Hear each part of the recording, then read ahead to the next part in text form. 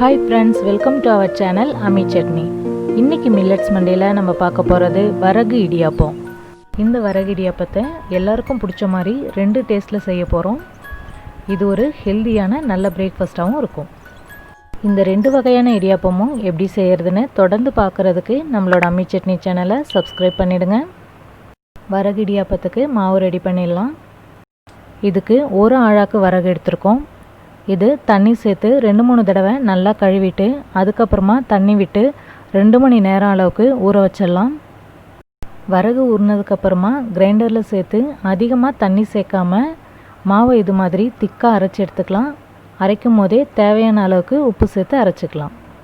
அரைச்ச மாவை வாணலில் சேர்த்துக்கலாம். மாவை ஃபுல்லாக வாணலில் சேர்த்ததுக்கப்புறமா ஸ்டவ்வை ஆன் பண்ணி ஃப்ளேமை ஸ்லோவில் வச்சு மாவை சூடுபடுத்தி லைட்டாக திக்காக்கிக்கலாம்.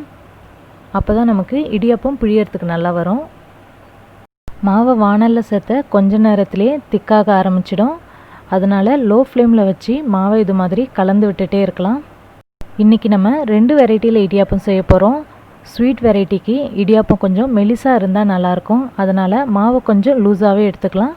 அப்போ தான் நமக்கு பிழியறதுக்கு நல்லா ஈஸியாக வரும். இப்போ வரகு மாவு இடியாப்பம் பிழியிற அளவுக்கு திக்காகிடுச்சு. இப்போ நம்ம ஸ்டவ் ஆஃப் பண்ணிவிட்டு இறக்கிடலாம். இப்போ நம்ம இடியாப்பம் புழிஞ்சிடலாம். இதுக்கு இடியாப்பம் அச்சு போட்டுட்டு இதுக்குள்ளார லைட்டாக ஆயில் அப்ளை பண்ணிக்கலாம்.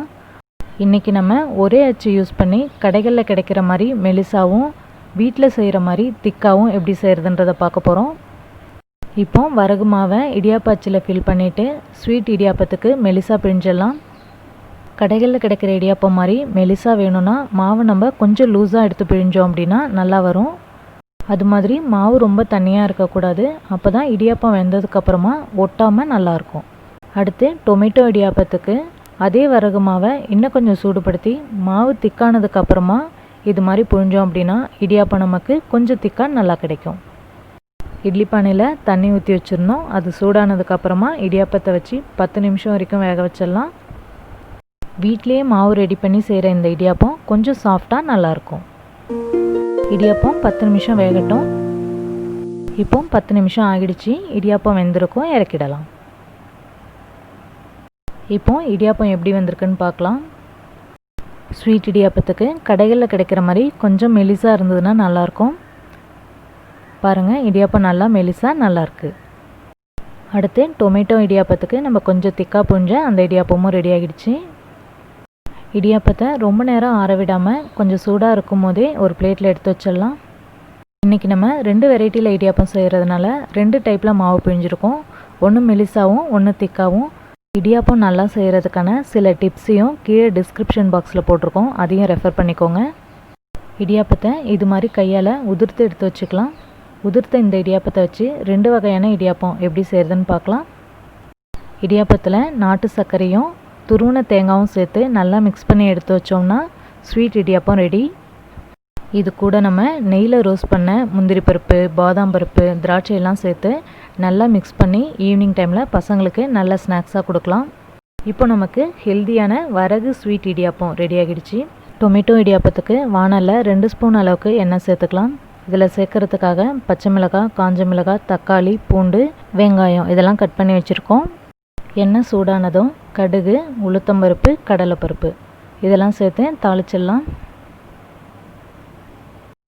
இப்போ இதில் நம்ம கட் பண்ணி வச்சுருக்கிற காஞ்ச மிளகாயும் பச்சை மிளகாயும் சேர்த்துடலாம். கூடவே வாசனைக்காக கறிவேப்பிலை. இப்போ இதில் நீளமாக கட் பண்ணி வச்சுருக்கிற வெங்காயத்தை சேர்த்துடலாம். கூடவே 10 பல் நாட்டுப்பூண்டு. வெங்காயம் பாதி அளவு வதங்கினதுக்கப்புறமா கட் பண்ணி வச்சுருக்கிற தக்காளியை சேர்த்துடலாம். தக்காளி சீக்கிரம் வதங்கிறதுக்காக தேவையான அளவுக்கு உப்பு சேர்த்தலாம். 1/2 ஸ்பூன் அளவுக்கு மஞ்சள் தூள் சேர்த்து மிக்ஸ் பண்ணிடலாம். தக்காளி லைட்டாக வதங்கினதும் காரத்துக்காக 1/2 ஸ்பூன் அளவுக்கு வீட்லேயே ரெடி பண்ண வெறும் மிளகாய்த்தூள் சேர்த்துருக்கோம். காரம் ரொம்ப வேணான்னு நினைக்கிறவங்க மிளகாய்த்தூள் அவாய்ட் பண்ணிடலாம். மிளகாய்த்தூள் சேர்த்து லைட்டாக வதக்கிட்டு இதில் இப்போ 1/2 டம்ளர் அளவுக்கு தண்ணி சேர்த்துடலாம். தண்ணி சேர்த்து ரொம்ப நேரம் கிரேவியை சுண்ட விட தேவையில்ல. கிரேவி கொஞ்சம் தண்ணியாக இருக்கும் போதே நம்ம உதிர்த்து வச்சுருக்கிற இடியாப்பத்தெல்லாம் சேர்த்துடலாம்.